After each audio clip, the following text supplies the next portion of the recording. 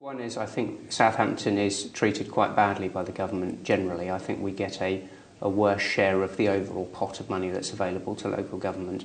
We are actually a net contributor as a city to the overall pot of government funding, so there is more money taken away from Southampton than is given back.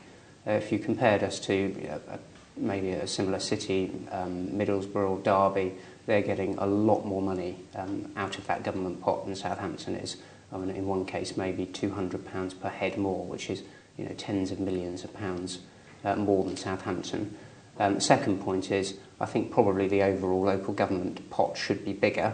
Government should be funding the services properly that the council are providing. It's no good saying we want you to do more and more and more, but we're not going to give you the money to support it. So the government crows a lot about investment, but it's actually clawing back a lot of that money from local councils, and that's why the council tax bill is going up. And it has more than doubled in the last 10 years. I would describe it as a stealth tax.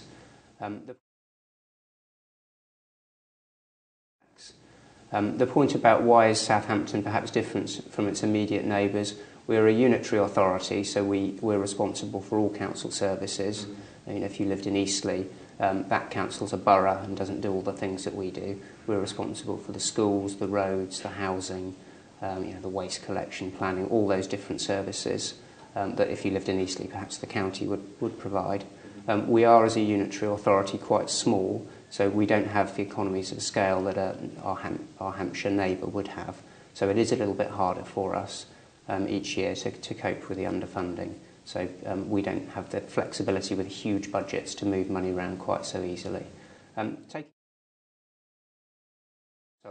I dispute that slightly in the sense that actually the amount of money that's being spent locally on services is going up each year. So there is a net increase in the amount being delivered by the city. So what you perhaps describe as a cut, I would describe as a reallocation to something else, because that money is still getting spent. Otherwise the council tax would be coming down, which is something we'd like to see.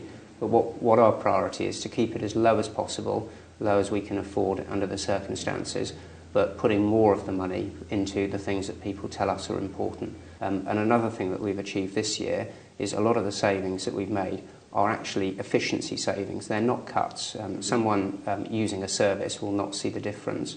We are just being able to do more with less.